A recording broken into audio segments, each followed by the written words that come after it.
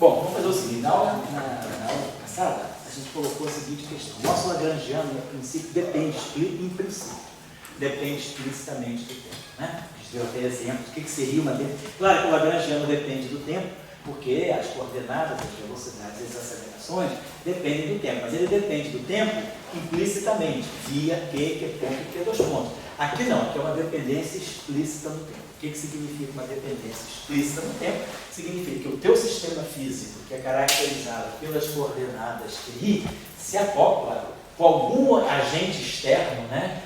Que, por exemplo, só para dar um exemplo aqui, imaginar que nós tivemos um oscilador harmônico, só para pegar o exemplo clássico do oscilador harmônico. Então aqui nós temos o hamiltoniano do nosso, o lagrangiano do nosso oscilador. Agora imagina que esse oscilador esteja acoplado com alguma fonte externa, alguma coisa do tipo, uma fonte que eu posso chamar source, né? Fonte essa de T vezes X. T. Então a coordenada do oscilador está acoplada com alguma fonte. Então, a gente vai tirando as equações de Euler-Lagrange aqui, vai ficar menos m x dois pontos, menos kx, mais s de t igual a zero. Então, meu oscilador, vamos ter essa equação, mx dois pontos mais kx igual a s de t. Então, eu tenho uma fonte aqui externa que está alimentando meu oscilador. Meu oscilador não está livre.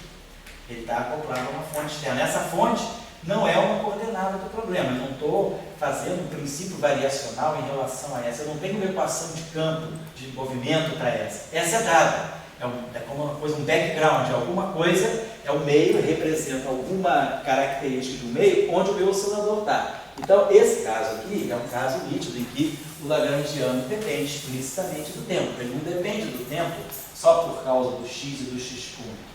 Ele depende do tempo porque tem um agente externo aqui que influencia na dinâmica do meu sistema, mas não é um grau de liberdade do sistema, é alguma coisa externa. Então, esse é o tipo do lagrangiano que depende explicitamente do tempo por causa da presença dessa fonte. Só para dar um exemplo, né? Bom, então, se o nosso lagrangiano, então, se a gente quer saber qual é a derivada total do lagrangiano em relação ao tempo, eu fiz isso na aula passada. Eu vou fazer meio rápido só para eu acertar a notação um pouquinho melhor. Então, o meu lagrangiano depende do tempo via Q dois pontos. Então, eu posso derivar L em relação a QI dois pontos, e aí derivada disso em relação a Q dois pontos e derivada de Q dois pontos em relação ao regra da cadeia. Então, derivo em relação a isso e derivo isso em relação ao tempo. Depois, mais dl dqi ponto, e aí q e dois pontos. Estou só usando a convenção da soma, nós não colocamos somatório. Índices, né, assim, repetidos são índices somatórios. Tem um somatório I que vai de 1 até n que eu não estou colocando. Mais dl dqi QI ponto. E agora, claro, mais dl dt. Derivada de L em relação a t. Essa aqui vai medir possíveis fontes externas, né, às quais o meu sistema se acopla, minhas coordenadas generalizadas se acoplam. Se não houver nenhuma fonte externa, esse termo é zero. O lagrangiano não depende explicitamente do tempo. A dependência do tempo está sempre implícita aqui nas coordenadas generalizadas. Vamos deixar esse termo aqui. Agora, claro, vamos usar as equações de campo. Eu sei que dl dq aqui, ó. Tem uma expressão para dl dq em relação, vamos botar aqui embaixo.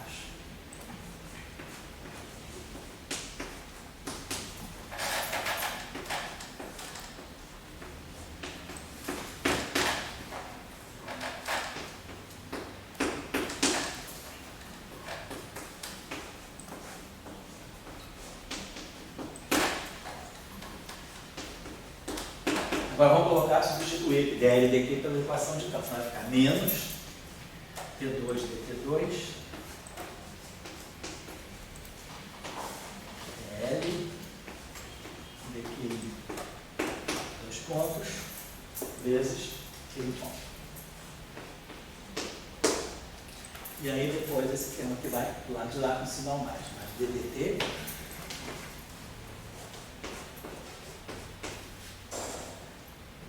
Que ponto? Vezes Q ponto também. E mais, derivada explícita em relação ao tempo. Perfeito. Esses dois termos aqui se juntam. Esses dois termos aqui fica. Posso escrever esses dois termos aqui, ó. Deixa eu fazer para cá.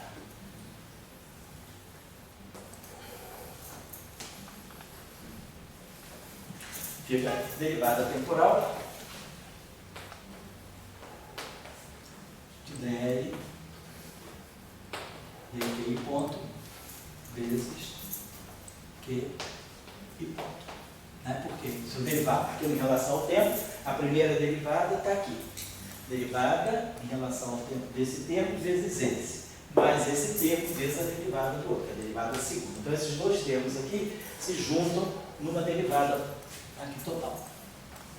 Agora, nós temos esses dois termos aqui para administrar. Então, vamos fazer o seguinte, deixa eu escrever isso aqui para não perder nada.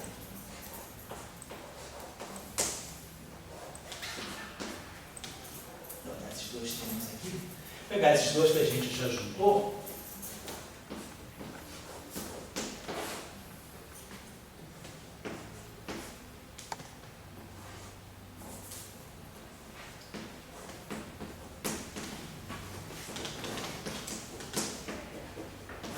Esses dois termos já estão prontos. Vou pegar esses dois termos aqui. Esse termo aqui, eu posso escrever da seguinte maneira. Vou colocar ele assim. Mais DDT. Vou explicar já já. De DL. Aqui dois pontos. Aqui dois pontos. Estou pegando só o primeiro termo. Esse termo aqui, ó. Só marcar ele assim.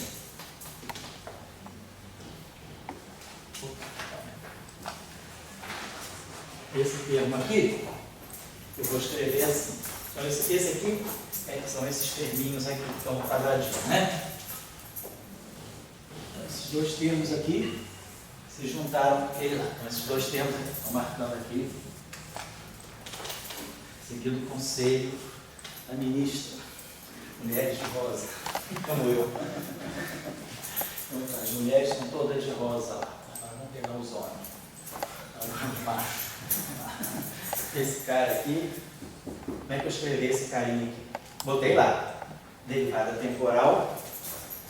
Então vai cá, essa derivada vai bater aqui, vai produzir algo que não tem lá, mas vai bater aqui, vai produzir esse termo aqui. Então esse termo aqui, é isso aqui, menos,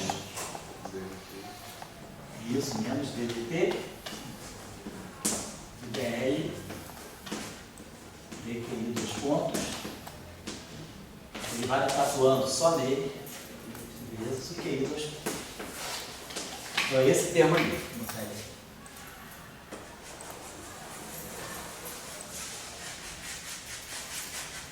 Esse terminho aqui. Agora, vamos deixar esse aqui, menos a derivada segunda em relação ao tempo. Ideia daqui dois pontos.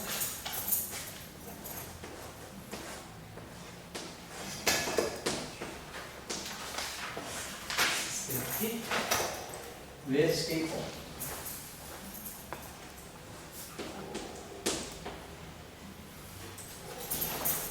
Então esse termo aqui, vou marcar ele assim.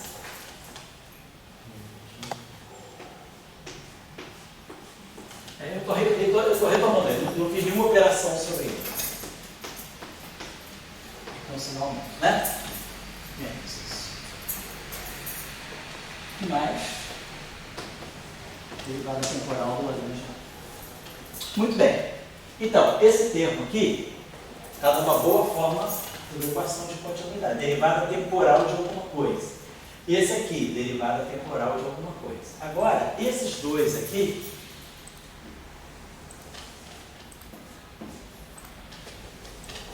que sobraram aí, eu posso escrever da seguinte maneira: menos ddt de ddt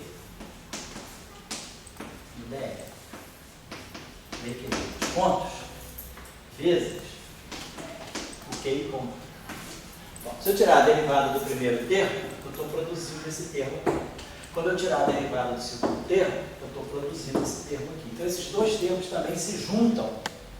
Né? Agora, são dois termos que vêm de origens distintas, né? De origens distintas, mas eles se juntam numa outra forma, tipo equação de continuidade. Então, a gente vai ficar com a seguinte coisa.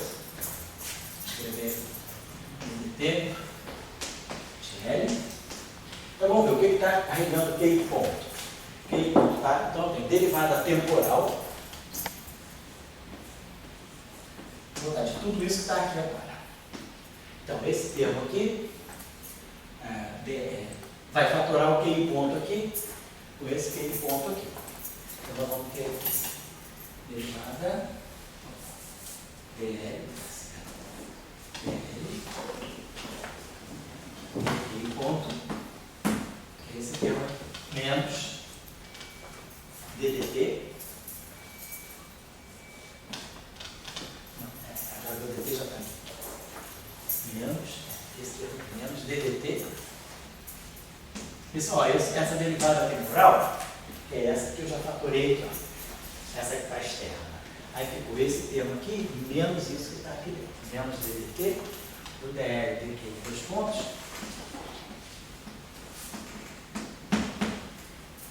E tudo isso aqui vezes Q ponto.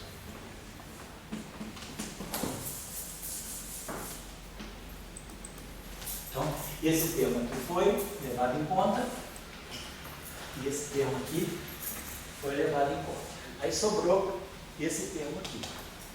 Mais dl dqi dos pontos, qi dos pontos.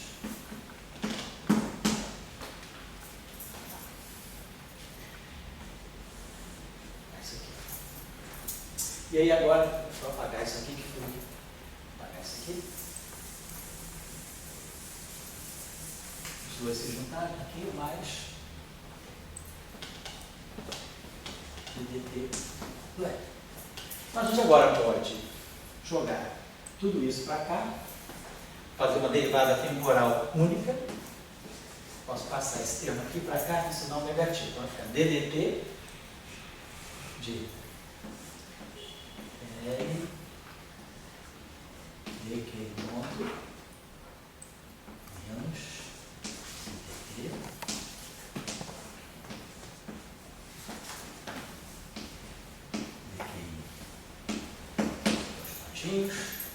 tudo isso aqui vezes Q. Está certo. Mais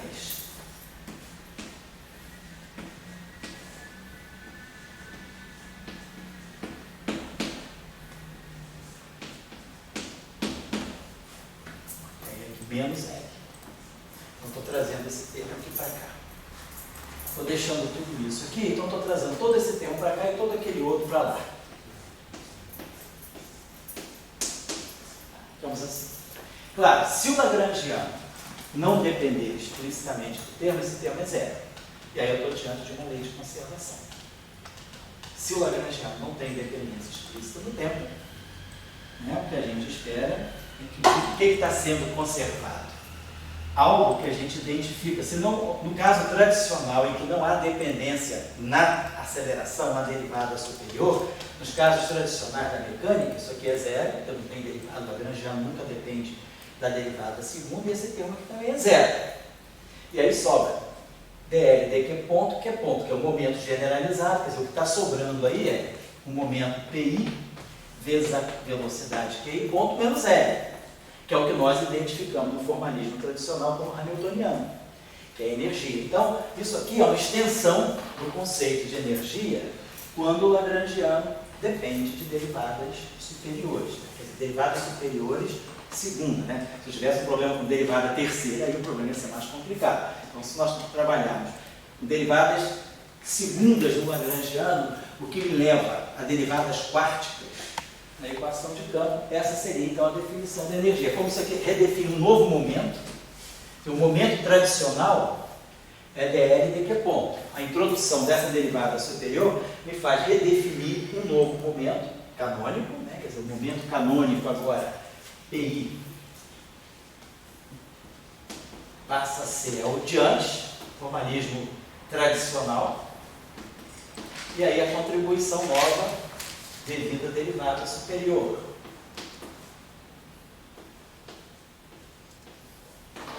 E eu sou obrigado a definir um outro momento. Por quê? Porque a derivada segunda faz o papel, né, de uma outra velocidade. Quer dizer, aqui eu tenho a velocidade associada à coordenada Q ponto.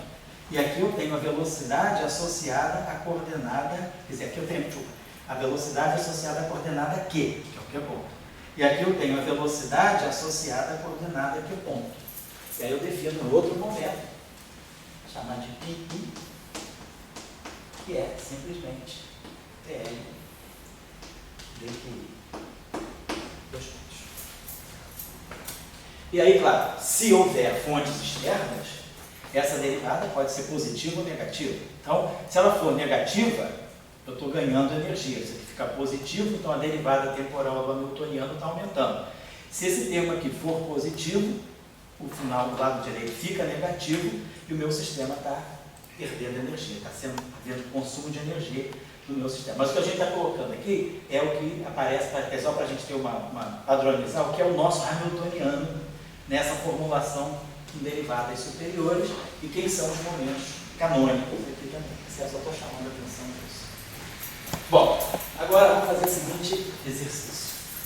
Vamos supor que eu pegue a minha equação de campo e acople a equação de campo a uma variação que eu efetue, que eu realize nas coordenadas. Por exemplo, pode ser uma transformação SO2, não importa. Vamos fazer o seguinte, vamos associar, vamos supor que eu faça uma transformação ΔQi nas minhas coordenadas. Ou seja, eu faço uma mudança de coordenadas. As minhas coordenadas QI vão para coordenadas QI ponto, QI', que vão ser QI mais ΔQi. E a variação das coordenadas não depende das velocidades. ΔQi só depende dos Qs, em princípio. Então, isso aqui não tem dependência, não depende das velocidades. É uma variação só nas coordenadas. Vamos colocar assim. Então, vamos lá. Vamos jogar. O que eu vou fazer? Vou acoplar essa variação a essa equação. Ou seja, eu vou multiplicar essa equação, vou contrair essa equação com o ΔQi. Não importa quem seja o ΔQi. Depois nós vamos ver quem é ΔQi. Quem pode ser ΔQi? Possíveis exemplos de ΔQi. Então, vamos ver o que eu estou fazendo. Eu acoplo a equação de campo, uma variação das coordenadas, o que isso pode nos dar? Então vamos lá. Vou ter esse termo aqui. D2, DT2, BL, DQi, dois pontos, ΔQi. Menos.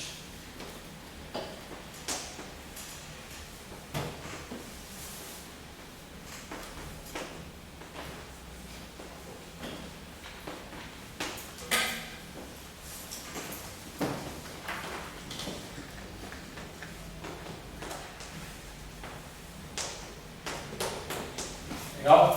Só fiz a ligação. Juntei a equação com a variação nas coordenadas, uma eventual variação que eu estou realizando nas minhas coordenadas.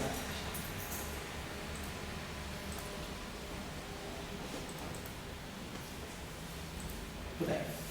Vamos começar a trabalhar esse termo aqui. Esse termo aqui eu posso escrever assim. DDT do DDT do DL. QI, dois pontos, ΔQi.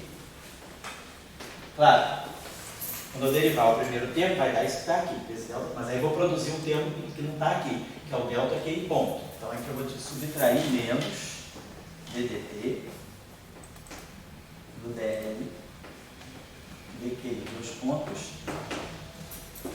vezes ΔQi ponto.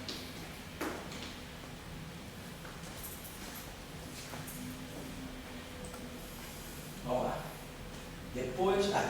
termo aqui já está difícil. Então, esse termo aqui, só para lembrar, esse termo aqui é único, ele se desdobrou nesses dois aqui.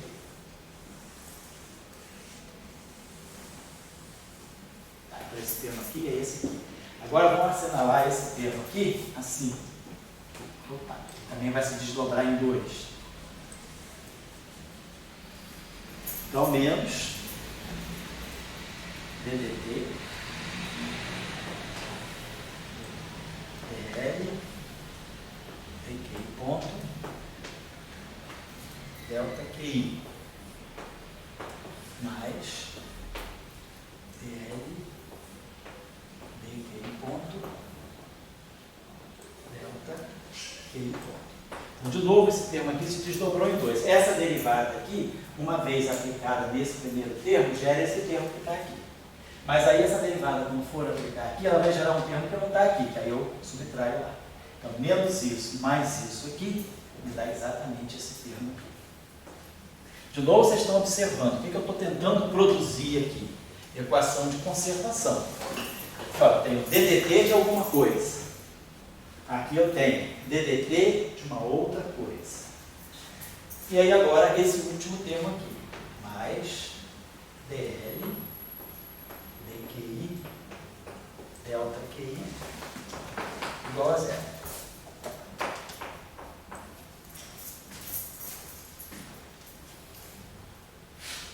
Muito bem. Então eu tenho esse termo aqui se desdobrar. Agora tenho esse termo aqui que não está na equação de continuidade, não está na equação de conservação. É esse termo aqui e esse termo aqui. Mas observe o seguinte, essa derivada aqui, né, isso aqui é menos isso, mais isso, tá legal. Então essa derivada aqui está numa equação de conservação.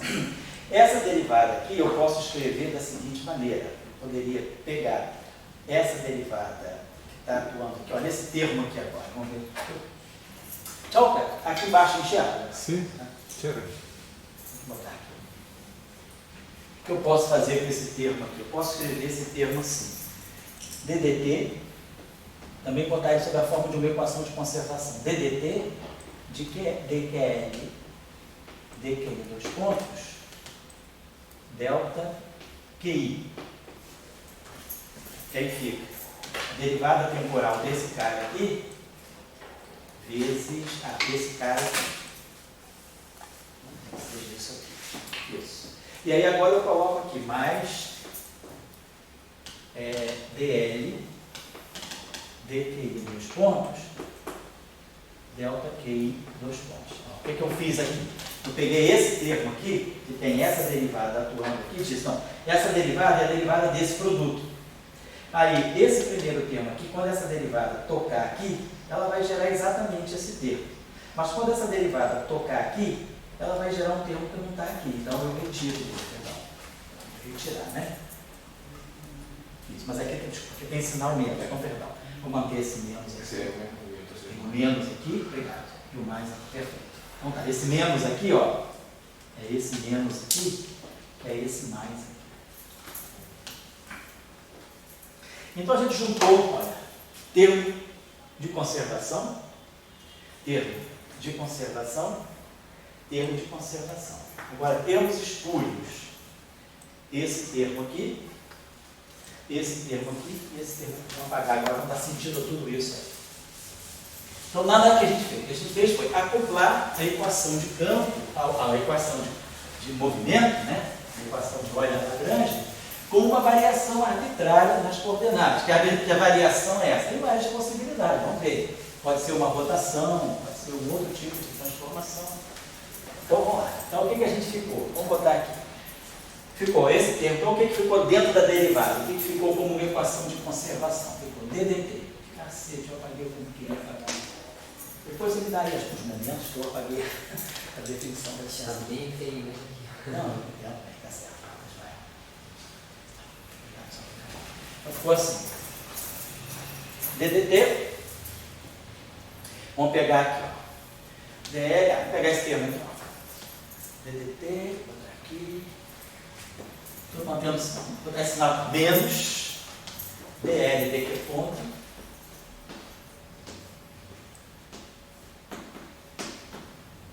ΔQi, que é esse termo aqui.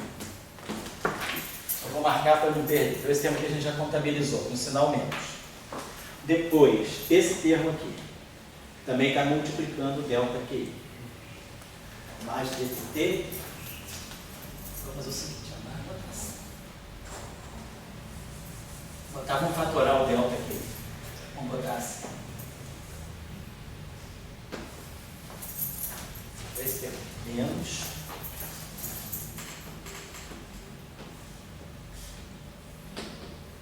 Depois eu vou fatorar o delta QI que está aqui. E esse delta QI que está aqui, ddt, que vem com o sinal mais.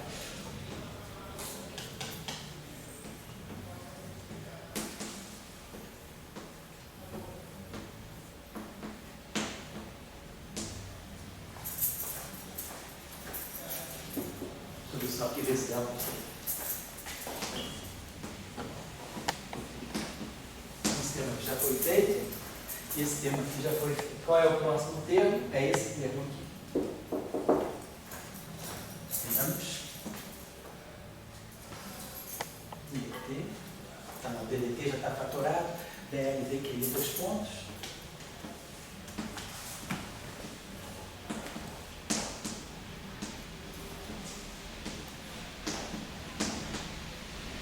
O último termo também poderia favorecer na parte, né? Qual é o último? É esse aqui, onde... Ah, vou dizer por que não. Poderia. Mas ele não tem uma derivada temporal na frente. Eu estou fatorando com isso. Tá? Agora, vamos ver os termos que sobraram. Ficou, ó, mais DL, DQI, delta QI. Mais DL, DQI ponto, delta QI ponto.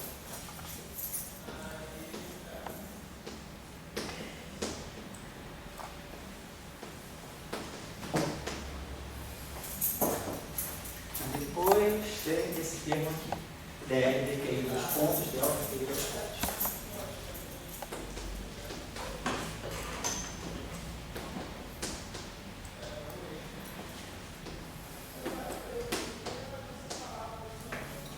Tudo isso igual a zero. Então a gente tem quase uma equação de conservação. Derivada temporal de alguma grandeza, isso tudo que está aqui. Aí deixa eu observar bem, fecha agora de novo o seu caderninho. Essa grandeza que está aqui, ó. Essa grandeza que está aqui é justamente menos isso que está aqui dentro. Essa grandeza que está aqui dentro desse parênteses. Pela nossa definição dos momenta, que nós tínhamos feito ainda agora que eu apaguei, isso aqui é menos o PI. Porque o PI é DL, ponto, menos DDT, que está aparecendo com o sinal trocado. E o momento I que nós tínhamos definido era justamente esse carinha aqui. Então, é o momento I. É o segundo momento generalizado associado à velocidade, né, quer dizer, a derivada da velocidade. Obrigado. Então, olha o que nós temos aqui. Agora, o que esse termo aqui está dizendo para nós? Olha, vamos olhar bem a regra da cartesiana. O lagrangiano depende de quê? Que ponto, que 2 pontos. Então, isso aqui é a derivada do L em relação a Q, delta Q. Mais a derivada do L em relação a Q ponto, delta Q ponto. Mais a derivada do L em relação a Q 2 pontos, delta Q 2 pontos. Isso aqui é justamente a variação do lagrangiano induzida pela variação delta QI. Se eu fizer uma variação, quer dizer, o lagrangiano depende de Q ponto e Q 2 pontos. Se eu variar o lagrangiano, se eu variar a coordenada, o meu lagrangiano vai sofrer uma variação. Quem é a variação do lagrangiano? É a derivada do lagrangiano em relação à coordenada, variação da coordenada. Derivada do lagrangiano em relação às velocidades, variação das velocidades. Derivada do lagrangiano em relação às acelerações, as variações das acelerações. Isso aqui é justamente o delta L. Agora, se o lagrangiano for invariante, delta L é zero. Então isso aqui que vai medir a invariância ou não. Quer dizer, a lei de conservação vai estar atrelada à invariância. Se o lagrangiano for invariante, aquela grandeza se conserva. Se o lagrangiano não for invariante, eu tenho uma variação daquela grandeza. Tá? Isso é o que a gente chama de teorema de Miller. Né? Então, isso aqui está medindo a variação. Quer dizer, numa teoria que tem simetria, se houvesse ΔQi, se os ΔQis constituírem uma transformação de simetria do Lagrangiano, o Lagrangiano não varia. Então, isso aqui é a variação do Lagrangiano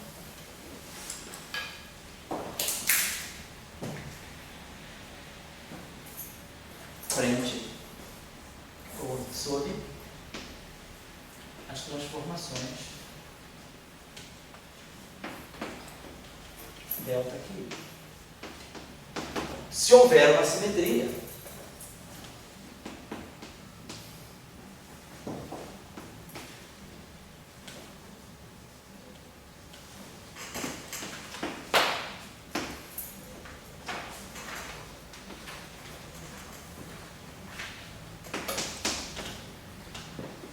ΔL é igual a zero. Legal? Bom, então, se nós tivermos uma simetria, essa grandeza aqui é a grandeza conservada. Então, se houver uma simetria, ΔL é igual a zero e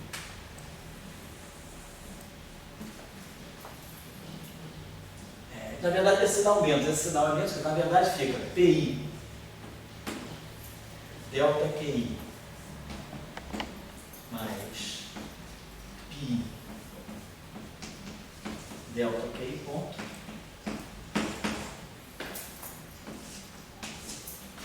é conservada. Vou dar um exemplo já. Então a gente tem uma lei de conservação. Né?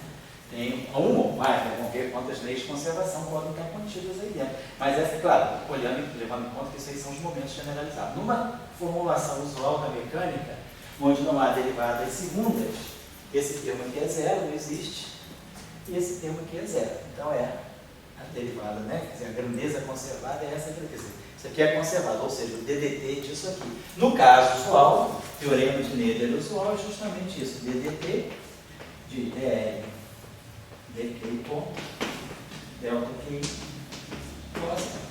Isso é o caso usual, quando não tem derivada segunda.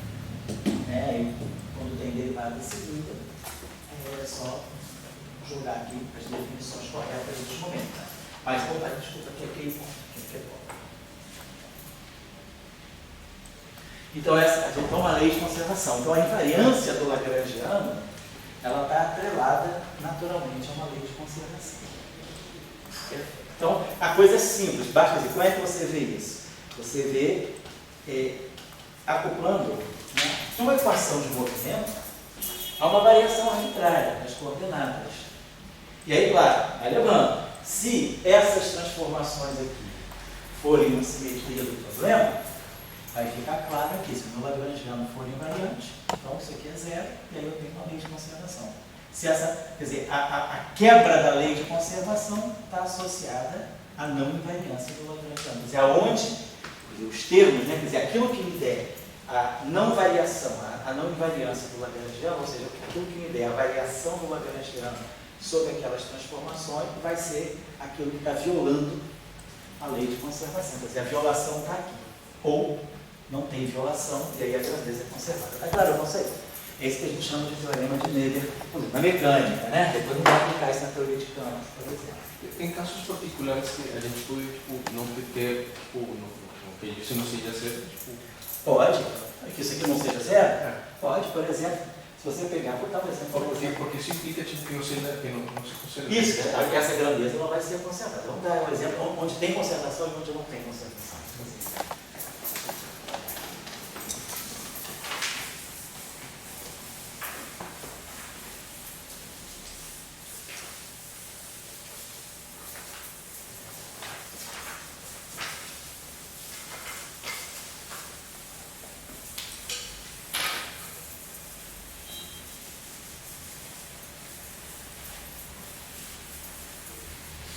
Por exemplo,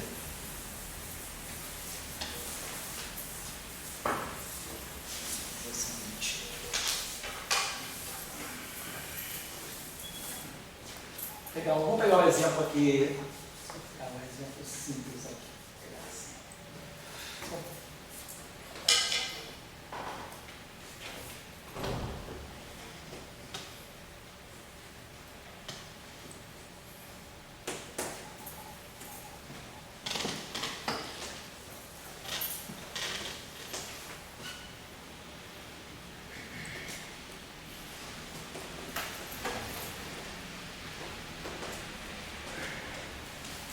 Então, um exemplo de grandeza de casos de conservação, portanto, simetria e violação daquela simetria. Então, por exemplo, vamos lá.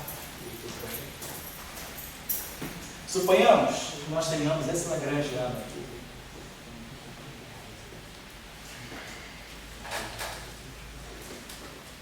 Vou pegar um lagrangiano bem simples, né?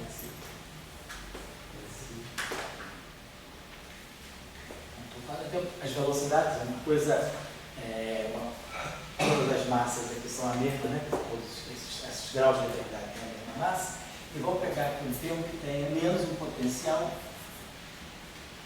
que não dependa das coordenadas, mas que dependa, vamos dizer assim, do módulo de quê? Vamos botar aqui de uma outra forma. Tipo o problema do campo central.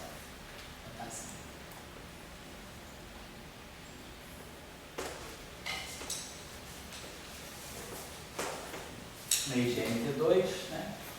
Menos o potencial V, que depende do módulo de X. O potencial não depende das direções, mas depende apenas do módulo. Então, é claro, se eu fizer uma transformação, então vamos dizer, esse I vai de 1 até N. Então, se eu quiser, podemos escrever esse lagrangiano, né, da seguinte maneira. Bom, vou fazer uma transformação aqui de tipo assim, xi, que vai x', que vai ser essa matriz aqui, R de J, xj. Onde que eu tenho essa transformação? Então, fazer uma transformação matricial. Essa matriz aqui é uma matriz N por N.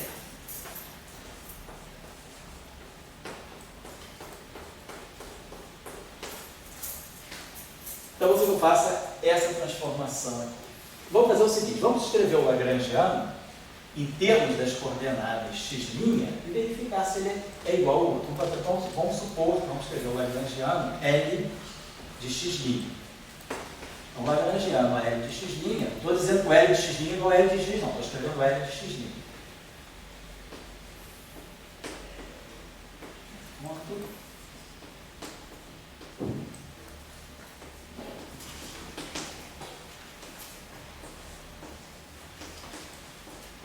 Vou escrever o lagrangiano em termos das coordenadas x'. Vamos observar aqui o seguinte.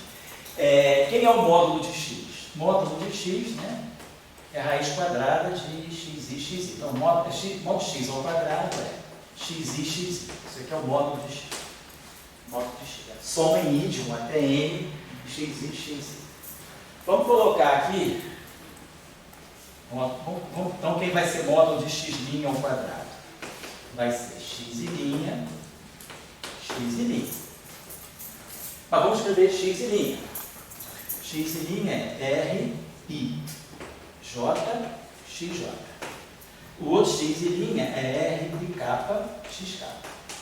Estou usando convenção da soma. Soma em I, soma em J, soma em K. Aí aqui eu tenho R, I, J, R, I, K, XJ, XK. Obviamente, isso é completamente diferente dos x2. Mas, C.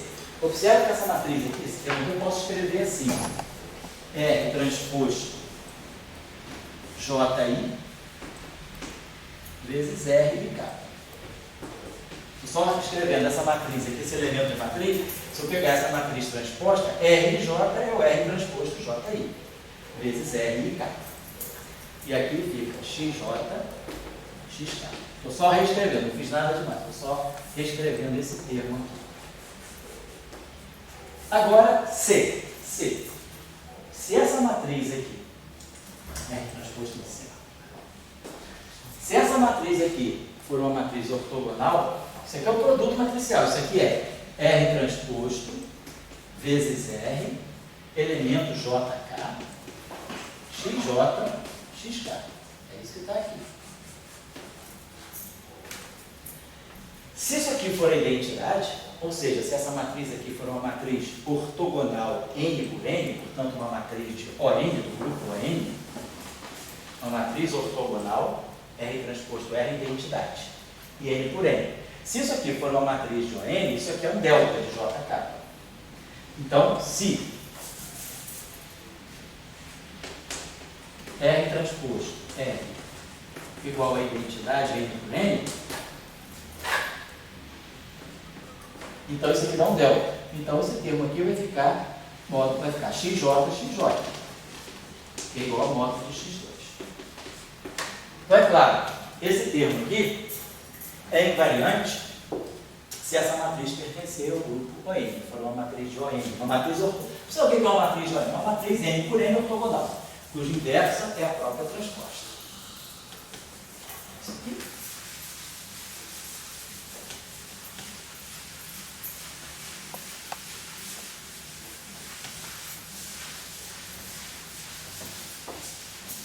No final, tipo, então seria tipo, X linha. Oi? No final, tipo, seria ter X linha. Teria que ser. Quer dizer, isso aqui já é o X'. Tá. Eu fui desenvolvendo X', aí ficou em função de X, aí eu mostrei que X', X' é igual a X2. Tá claro? Você quer ser chamado como? Tem um nome longo, é Jesus, o que mais? Arbey também. Arbey é o sobrenome. Como é que o pessoal te chama? Arbey? Não. Arbey não pensou no. Esse é meu nome mesmo. Teu nome é o segundo Jesus nome. Arbey. Como você é chamado em geral? Na verdade era Arbey, na verdade. Arbey. Pode ser Você vai por aí. Então você pode, você não? Não, tanto faz, na verdade. Oi? Jesus é legal. É legal, né? A gente encontra Jesus, uma pessoa chamada Jesus. Mas como você prefere? Bom, pelo geral fala bem, mas sabe que Porque o brasileiro é muito brincalhão. Se começar a te chamar de Jesus, já fala, faz milagre, não sei se é que é brasileiro, ainda mais no Rio de Janeiro, né? Mas você quando entrar tipo, na sala, seus amigos ficam ofendendo. Pois é, então para evitar esse tipo de coisa, melhor falar. Tá legal. Só que a gente tem que respeito, porque. Não. Isso aí. Tá bom. Arbey Arbey é sobrenome de família? É nome catalão? Meu nome, não, bom, então, na verdade o nome foi improvisado na igreja, sei lá, mas tipo, meus nomes são Jesus Arbey, mas meus sobrenomes são Benavides Guevara. Benavides é o nome do papai. E Guevara de... Entendi. Então esse é o segundo nome, deve ser um nome assim de batismo, né? Basicamente. Deve ser que nos países europeus você dedica o segundo nome a um santo, ou a um avô, mais longe. Basicamente foi isso, então o nome de Jesus, né? Então tá legal. Vamos lá. Então, Arbey, ficou assim, o que a gente mostrou foi que o módulo de x' ao quadrado, que é x' i. X'I é igual a xi, que é igual ao módulo de x ao quadrado, c, r transposto, igual a r menos 1. Ou seja, r é uma matriz do grupo I. Ele vai dizer assim. Bom, aí, claro, se isso aqui acontece, a mesma coisa vai acontecer. Então, x ponto, ponto, vou fazer a mesma coisa. Quer dizer, quando eu derivar em relação ao tempo, essa matriz aqui é constante, essa matriz não depende do tempo, é uma matriz puramente espacial, é uma rotação espacial. Quem depende do tempo são as coordenadas. Então, esse vai valer tudo igual, isso aqui vai ficar igual a xi ponto.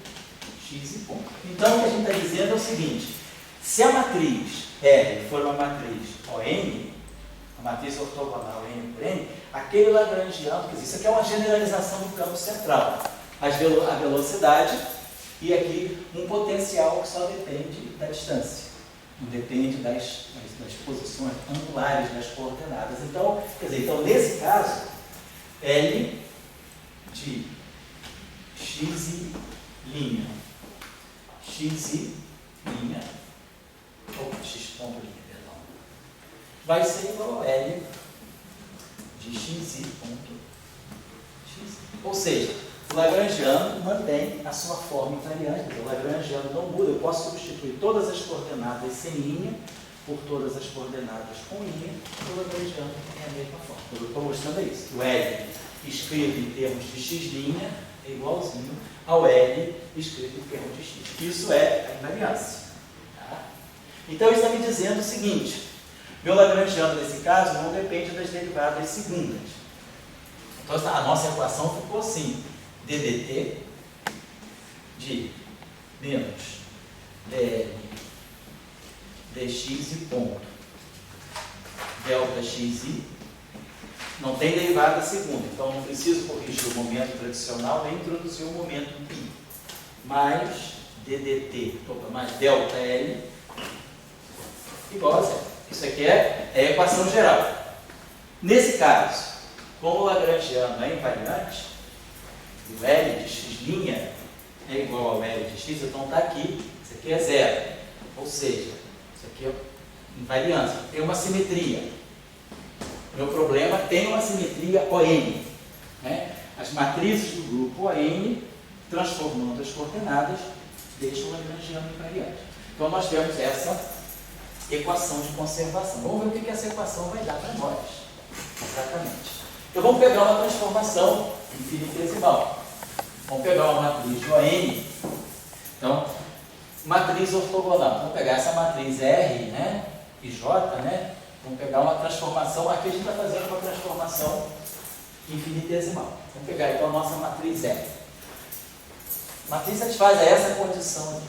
R transposto R é igual a identidade.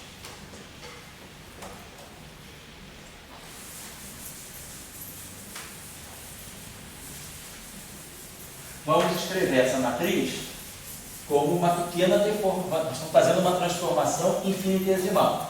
Então, vamos escrever essa matriz R como sendo a identidade mais uma matriz delta, a delta R. Eu estou fazendo uma transformação que é uma pequena deformação em torno da identidade.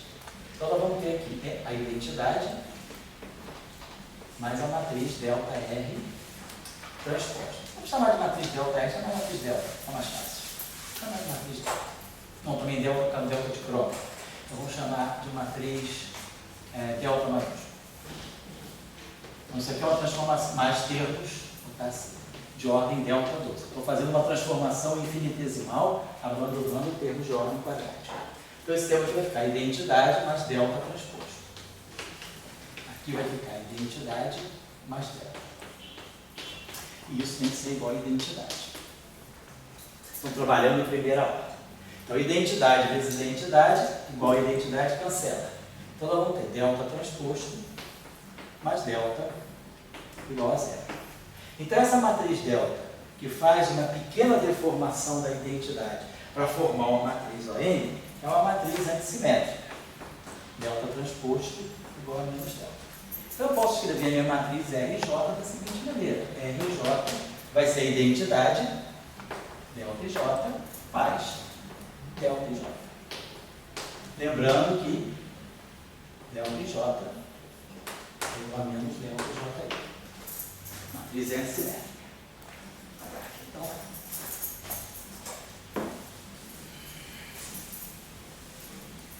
Então, a nossa matriz, vou botar aqui, a nossa, meu delta xi, transformação infinitesimal, é R e J, delta e J, mais esse delta e J, atuando em xj. Estou fazendo tudo transformando, estou trabalhando sempre em primeira ordem. Delta xi não, isso aqui é o xi'.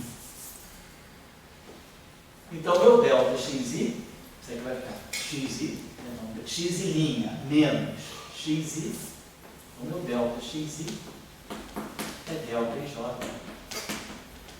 xj.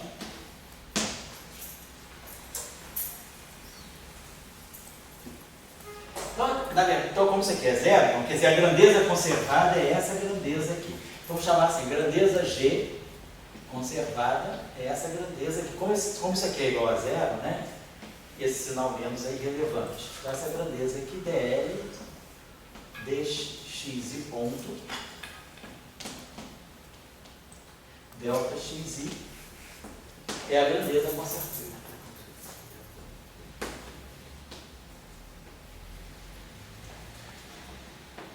por causa da simetria, em vista da simetria do Lagrangiano. Bom, então vamos escrever essa grandeza assim.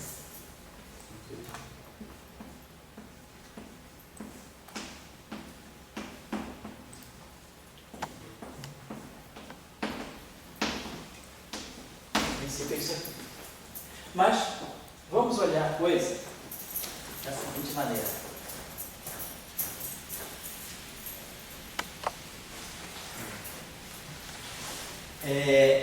Essa matriz, né? Essa grandeza aqui fica sendo a grandeza consertada. Agora vamos observar o seguinte. Essa matriz é antissimétrica, N por N. Vou pegar aqui uma matriz antissimétrica N por N. Genérica. Uma matriz antissimétrica N por N, qual vai ser a estrutura dessa matriz? Toda matriz antissimétrica tem diagonal zero. Né? Vamos escrever assim dessa maneira. Melhor. Isso, vamos fazer assim. A nossa matriz antissimétrica, então, é uma matriz real antissimétrica N por N. Então ela tem, vamos dizer assim, N2 elementos. Em princípio, é uma matriz N por N com N2 elementos. Mas, claro, a diagonal toda zero. Então ela já perdeu N elementos. A diagonal não conta. Então, desses N2 elementos, eu já sei que a diagonal é toda zero. Então eu já retiro aí. Vão sobrar N2 menos N elementos. Né? Agora, os elementos que estão aqui em cima da diagonal são iguais aos elementos que estão aqui embaixo da diagonal. A matriz é antissimétrica, são iguais a menos no sinal. O que está aqui em cima está aqui embaixo. Né? Então, eu não preciso contar essa parte que está aqui embaixo. Eu vou pegar a matriz que é N2 menos N, né? N sobre 2. Né? Quer dizer, na verdade, eu tirei os N elementos da diagonal e vou retirar, ou eu conto só os elementos que estão aqui em cima, ou eu conto só os elementos que estão aqui embaixo, porque um é réplica do outro a menos de um sinal. Então, na verdade, não são N2 menos N elementos independentes, são N2 menos N sobre 2, ou só a parte inferior ou só a parte superior. Ou seja, eu tenho N menos 1 sobre 2 elementos independentes. Minha matriz, toda matriz antissimétrica real N por N depende, né? Independentes. Então, por exemplo, vou pegar uma matriz 2 por 2, N igual a 2. Eu vou ter 0, alfa, menos alfa, 0. Tem um elemento independente. 2 sobre 2 dá 1, 2 menos 1 dá 1. 2 elementos. Se eu pegar uma matriz antissimétrica 3 por 3, 0, alfa, beta. Menos alfa, 0, gama. Menos beta, menos gama, 0. 3 elementos independentes. N igual a 3. 3 vezes 2, 6, por 2, 3. E assim vai. Se eu fizer para 4, vai dar 4 vezes 3, 12, por 2, 6. Então, toda matriz antissimétrica N por N, ela depende de N menos 1 sobre 2 elementos independentes. Então, vamos pensar, vamos dar uma olhadinha numa coisa só. Vamos pegar uma matriz 2 por 2, antissimétrica. 0, alfa, menos alfa, 0. Essa matriz pode ser escrita assim: 0, alfa, 0, 1, menos 1, 0. Então, essa matriz ela é unidimensional. Depende, qualquer matriz 2 por 2 antissimétrica é múltipla dessa matriz. Então, essa aqui é uma base de um elemento só. Se eu pegar uma matriz 3 por 3, eu vou ter 0, alfa, beta, menos alfa, 0, gama, menos beta, menos gama, 0. Então eu posso escrever essa matriz assim: alfa, 0, 1, 0, menos 1, 0, 0, 0, 0, 0. Mais beta, 0, 0, 1, 0, 0, 0, menos 1, 0, 0. Mais gama, 0, 0, 0, 0, 0, 1, 0, menos 1, 0. Então, a matriz antissimétrica 3 por 3, ela pode ser escrita com uma base de 3 matrizes independentes. Qualquer matriz 3 por 3 antissimétrica, ela depende de uma base de 3 matrizes independentes. É o que a gente chama de matrizes geradoras. Né? São os geradores. Então, essas matrizes aqui, essa matriz aqui é uma matriz antissimétrica 3 por 3. Então, as matrizes antissimétricas 3 por 3, se eu somar duas matrizes antissimétricas 3 por 3, eu continuo tendo uma matriz antissimétrica 3 por 3. Então elas formam um espaço, né, que se fecha em si, tem um fechamento. Então toda matriz antissimétrica 3 por 3 vai depender de uma base de 3 geradores. Uma matriz 2 por 3, se eu pegar uma 4 por 4, eu vou ter 6 elementos independentes. Aí eu vou ter 6, eu vou dar alfa, beta, gama. Se for 4 por 4, eu vou pegar 0, alfa, beta, gama, menos alfa, 0, delta, epsilon. Aí menos delta, 0, zeta. Aí menos gama, menos epsilon, menos zeta, zero. Então eu tenho 6 elementos independentes: alfa, beta, gama, delta, epsilon, zeta. Aí eu vou fazer alfa, 0, 1, 0, menos 1, beta, 0, 0. Então eu vou ter 6 matrizes, uma associada ao alfa, uma ao beta, uma ao gama, ao delta, ao epsilon, ao zeta. 6 matrizes independentes. Então a base, né, dessa álgebra ON é uma base de 6 matrizes independentes. A base de O3, quando a gente fala dessa base aqui, quer dizer, a gente está falando de uma álgebra, né? Coisas que se somam e se fecham. Então, a gente chama a álgebra de O pequeno. O grupo, geralmente, a matriz R é a matriz do grupo. Ela é a matriz ortogonal. A matriz delta não é ortogonal. Essa matriz aqui não é ortogonal, né? A matriz R é ortogonal. Quando eu expando R como sendo a identidade mais delta, a ortogonalidade dessa matriz implica na antissimetria dessa matriz. Essa matriz não é ortogonal, ela é antissimétrica. R é ortogonal, delta é antissimétrica. Então, aqui é o grupo, isso aqui é o chamado grupo ON, é o grupo das matrizes N por N ortogonais. Aqui não é um grupo, então não tem um produto, né? Matrizes antissimétricas se somam para dar matrizes antissimétricas. Então, aqui eu tenho uma álgebra. Então, aqui é a minha álgebra ON.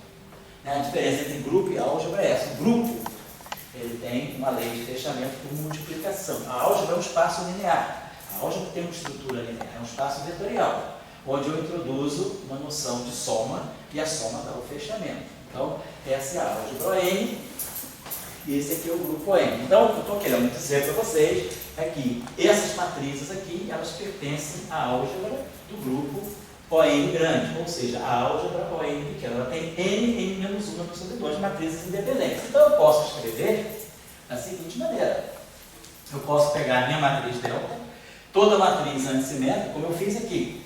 Essa matriz aqui é uma matriz antissimétrica N por N. Então ela vai depender de N menos 1 sobre 2 parâmetros independentes. Aqui foi alfa, beta, gama, depois alfa, beta, gama, delta, epsilon, zeta.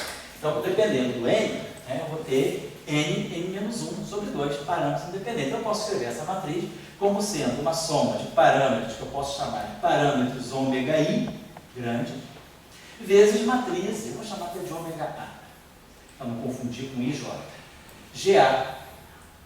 Então, essas matrizes aqui, então, se eu tiver no caso O2, eu só tenho uma matriz 2 por 2, só tenho uma matriz independente, é o GA. Esse GA seria simplesmente essa matriz, 0, 1 menos 1, 0. Toda matriz antissimétrica 2 por 2 é escrita como um múltiplo dessa matriz aqui. Se eu pegar uma matriz de O3, aí eu vou ter aquelas 3 matrizes. Então a minha matriz, eu vou ter GA, vou ter G1 igual a 0, 1, 0, menos 1, 0, 0, 0, 0, 0. Aí teria G2, 0, 0, 1, 0, 0, 0, menos 1, 0, 0. E teria o G3, 0, 0, 0, 0, 0, 1, 0, menos 1, 0. Então, são as 3 matrizes que formam a base de O3. Então, no caso N por N, eu generalizo. Eu vou ter esse A, quer dizer, na verdade eu não estou escrevendo aqui, mas eu poderia escrever aqui. Soma em A, que vai desde 1 até N menos 1 sobre 2, né? Claro, N menos 1 sobre 2 é sempre um número inteiro. Se ele é par, esse cara é ímpar. Então isso aqui fica um número fechado. Se ele é ímpar, esse é par. Então esse número aqui é sempre divisível por 2, é sempre um número inteiro.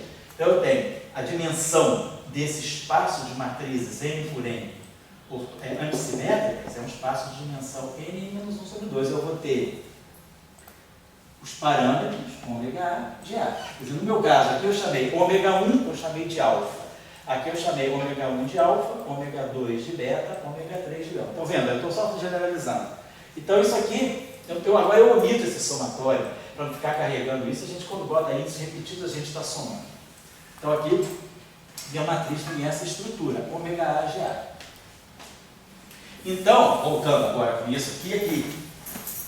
Quem é meu delta xi? Então, quem é meu delta ij?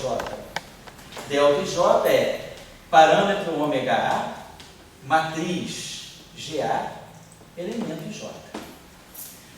Agora eu vou expandir a minha matriz 3 por 3, ou N por N, antissimétrica, na base dos N, N-1 sobre 2, geradores antissimétricos. Todas aquelas matrizes geradoras são antissimétricas, né? Então, no espaço das matrizes antissimétricas é gerado por uma base de N-1 sobre 2 matrizes antissimétricas. Então, eu vou escrever essa minha grande. Agora, isso aqui é um elemento de matriz, aqui é linha I, coluna J. Isso aqui não é elemento de matriz, aqui é índice indicando a matriz. Que gerador é esse? É o gerador G1? É o G2? É o G3? E assim vai. Estão observando aqui. O que eu fiz com o gerador G1? O gerador G1 está misturando X com Y, então ele está fazendo uma rotação no plano XY. Isso aqui gera uma rotação em torno do eixo dos eixos. Esse cara aqui está misturando X com Z. Então ele faz uma rotação do plano XZ, ou seja, uma rotação em torno do eixo dos Y. E essa matriz aqui, ela está misturando Y com Z. Então ela está fazendo uma rotação no plano YZ, ou seja, uma rotação em torno do eixo, do X. Então cada um desses geradores tem uma interpretação geométrica. Então, aqui eu estou fazendo, se eu tiver só o gerador G1, se eu fizer uma rotação só no plano XY, eu não tenho nem isso, nem isso. Eu tenho um só parâmetro, que eu faço uma rotação no plano XY. Então, cada gerador, então isso que eu estou querendo colocar aqui, cada gerador tem o que a gente chama flavor, é um sabor. Então, no caso de O3, eu tenho ômega 1 G1 mais ômega 2 G2 mais ômega 3 G3. Se ômega 2 for 0 e ômega 3 for 0, eu só tenho ômega 1 G1, ou seja, eu estou fazendo uma rotação no plano XY. Se eu selecionar, então, de acordo com o gerador que eu selecionar, eu escolho a rotação que eu estou fazendo. Então, observe que essa grandeza aqui é conservada.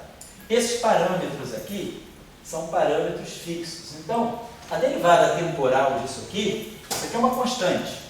Para qualquer ômega A, essa equação vai valer. Então, eu posso substituir essa equação aqui pelo seguinte, eu posso fatorar esses ômegas, quer dizer, na verdade eu tenho isso aqui, deixa eu escrever para ficar mais claro.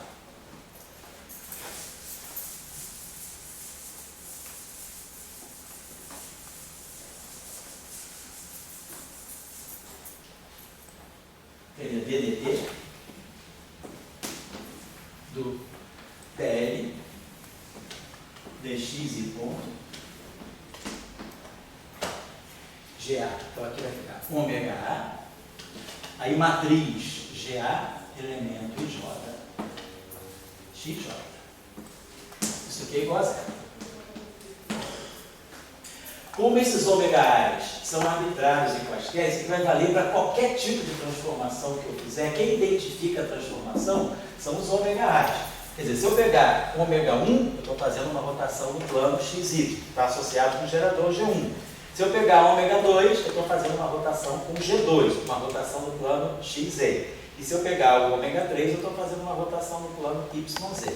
Então isso aqui vale para qualquer ômega. Então, na verdade, quem é zero, quem é conservado, é essa grandeza que eu posso fatorar isso aqui e dizer que eu tenho N. Pois não? O ômega pode ser qualquer, mas ele tem que ser pequeno. Né? É o ômega infinitesimal. É arbitrário, mas é pequeno. É arbitrário, mas é pequeno. A variação é infinitesimal. Isso mesmo. É um ângulo infinitesimal de rotação. Então nós temos N-1 sobre 2 grandezas conservadas. E aí, Mateus, você justamente tira essa arbitrariedade, porque isso aqui vale para qualquer ômega. Aí agora, se o ômega é pequeno ou grande, você acabou. Porque são essas grandezas conservadas aqui. Ó. DL, dx e ponto, GA e J, XJ. Então essa grandeza aqui, estou somando em I, estou somando em J. Então o que vai sobrar aqui são essas grandezas conservadas. Eu tenho n-1 grandezas conservadas, que são esses objetos que há. Então eu vou ter Q1 é conservado, Q2 é conservado, Q3 é conservado. Essas são as grandezas conservadas. Então eu tenho, pelo teorema de Noether, né, o que está me dizendo é que justamente DDT de QA ponto de QA é zero, ou seja, QA ponto é igual a zero. Então eu tenho N, eu tenho tantas leis de conservação quantos forem os geradores daquela simetria. Tá? Depois o Harvey. Então depois eu vou dar o exemplo do que não conserva. Então isso aqui conserva. Então eu tenho uma simetria do Lagrangiano e a simetria do Lagrangiano me deu essas grandezas conservadas. Vamos dar uma olhadinha nessas grandezas aqui. Se eu derivar o meu Lagrangiano em relação a x e ponto, vocês estão lembrando, o Lagrangiano era 1 meio de m x e ponto, x e ponto. Então essa derivada aqui é m x e ponto. Aí aqui vai ficar GA e J, XJ igual a zero. Como ele é um parâmetro constante, diferente de zero, quem vai ser conservado vai ser isso aqui. Então, por exemplo, vamos pegar o caso do O3. Então, vou falar. O potencial basicamente define essa conservação ou não. Basicamente, as variáveis que dependem do potencial. Isso. Quer dizer, o potencial vai ser muito. Você vê que o potencial é invariante, automaticamente o termo cinético também é invariante. Agora, eu vou dar um exemplo justamente do potencial vai quebrar, vai violar a simetria. Tá? Depois eu vou deixar lá. Então, a gente ganhou essas grandezas conservadas. Deixa eu escrever aqui. Que A. Então, isso aqui vale para qualquer transformação ON, para todo grupo ON. Tem aí um termo cinético que também poderia fazer a mesma coisa? Também. Também pode ser que o termo cinético quebre a simetria. Vou dar um exemplo dos dois quebra, porque a gente bota os parâmetros e ajusta.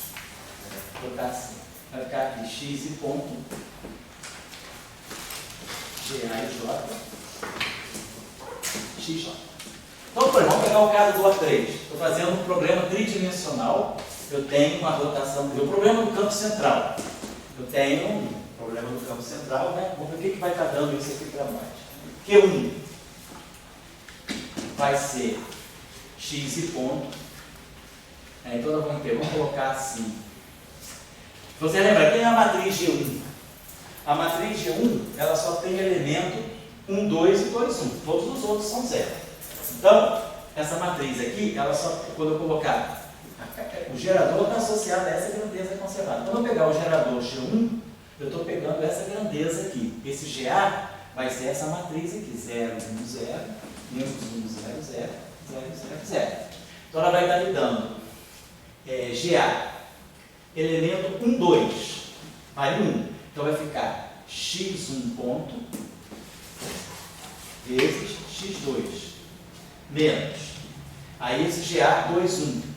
2, 1 menos x2 ponto x1. Botando em coordenadas x, y, z, isso aqui fica x ponto y menos y ponto x. Aí se eu pegar agora a matriz G2, a matriz G2, ela só tem elemento 1, 3 e 3, 1.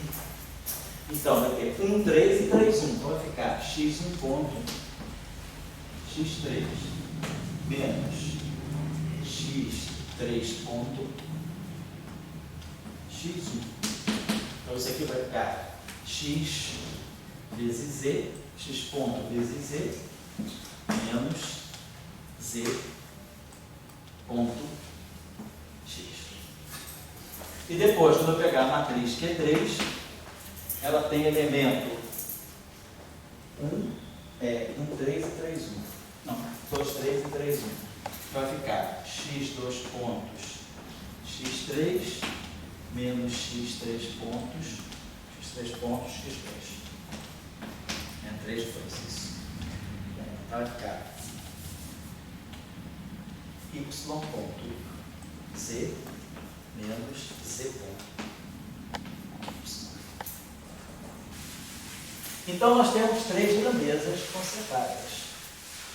E aí, se vocês observarem, ó, X ponto é o px sobre m. Y ponto é o py sobre m. O que eu tenho aqui é px y menos y px. Ó, px y. Isso aqui é menos y px menos pxy. Bom, isso aqui é a componente z do vetor posição, momento linear, componente z. Ypx menos pxy. Então, o que a gente tem, o que nós vamos estar tirando aqui, na verdade, quem são as grandezas conservadas? As componentes do momento angular. Então, essa invariância deu para nós, né, o momento angular que é conservado. Então, isso aqui é. Que aí depois é que a gente vem. Isso aqui é R, vetor P, componente Y. Então, aqui são a conservação, quer dizer, com as três componentes.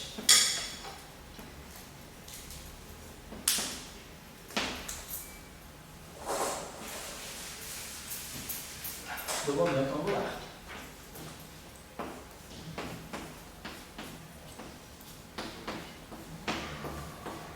Então, fisicamente, o que eu tinha? Um problema central. Qual é a invariância? Qual é a simetria do problema? Simetria sobre rotações. Rotações tridimensionais, rotações no R3. Rotações, quer dizer, o grupo de simetria é o O3. E aí, quem são as grandezas conservadas? As componentes do momento angular, que é o que a gente sabe lá do livro do Simon, né? O problema do campo central é importante, né? Justamente é a conservação do momento angular. Bom, então, isso na mecânica clássica. Na mecânica quântica, essas grandezas conservadas, elas passam a ser chamados, né, geradores, né? Quer dizer, se as grandezas são conservadas e se elas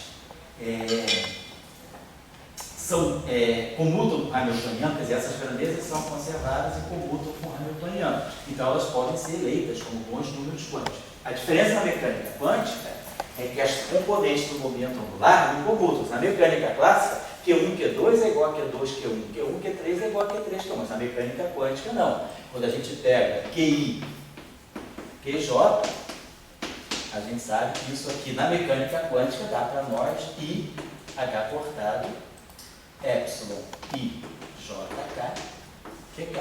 O que a gente obtém aqui é justamente a álgebra de Lie, né? Quer dizer, os comutadores do momento angular quântico. Na mecânica quântica, esses objetos não comutam entre si. Então, eu não posso escolher os três simultaneamente como bons números quânticos, porque eles não satisfazem a relação de comutação. Então, na mecânica quântica, o que a gente faz é, geralmente, escolhe a coordenada que é o momento Q3, o P3, o L3. A gente encontra, usa como grandezas conservadas o L, que é associado ao Q2, né? Quer dizer, essa grandeza aqui, Q2, que é Q1, Q1, mais Q2, Q2, mais Q3, Q3, essa grandeza comuta com o hamiltoniano e comuta com todas as componentes, Q1, Q2 e Q3. Eu elejo, geralmente, aqui o número quântico L e aqui o número quântico ML. Então, na mecânica quântica, a gente traz isso aí da mecânica clássica. Se as grandezas classicamente conservadas, na mecânica quântica, vão ser candidatos a bons números quânticos. Agora, claro, números quânticos que podem ser usados simultaneamente para definir um estado quântico são aqueles números quânticos associados a operadores mutuamente comutantes. Os operadores precisam comutar para poderem ser medidos simultaneamente. Então, devido às relações de a mecânica clássica parou aqui. A invariância rotacional leva à conservação do momento angular. Se nós tivermos um problema bidimensional, nosso problema fosse bidimensional, só teria uma matriz X1. Só teria a matriz G1. Então, no caso bidimensional, 2D, nós temos só esse gerador. 0, 1, menos 1, 0. Então, só tem uma grandeza conservada. A grandeza conservada vai ser x, py, menos y, px. Que é o que? Justamente a componente R, vetor P, componente Z. Então, claro, se eu estou no plano, a única grandeza conservada é o momento, a componente Z do momento angular é a rotação do plano. Eu vou fazer uma rotação em torno do eixo dos eixos, ou seja, isso é uma rotação no plano XY, que eu posso fazer de mais geral. O que é conservada é essa grandeza aqui, quer dizer, o momento angular em duas dimensões deixa de ser um vetor e ele passa a ser uma grandeza escalar. Essa grandeza aqui, isso faz o papel do momento angular no plano. Então, momento angular, claro, nem sempre é uma grandeza vetorial. O momento angular só é vetorial em 3 dimensões. O momento angular é uma grandeza escalar, na verdade pseudo-escalar, em 2 dimensões. Então, a invariância rotacional está associada à conservação do momento angular. Agora, vamos deixar o exemplo para vocês trabalharem. Aí A minha pergunta é sobre a origem do número quântico. sim, sim. Então você tem grandezas conservadas, né? E daí, na mecânica clássica, você não tem o número quântico. Não. As grandezas têm uma comutam entre si, são contínuas, tem um problema.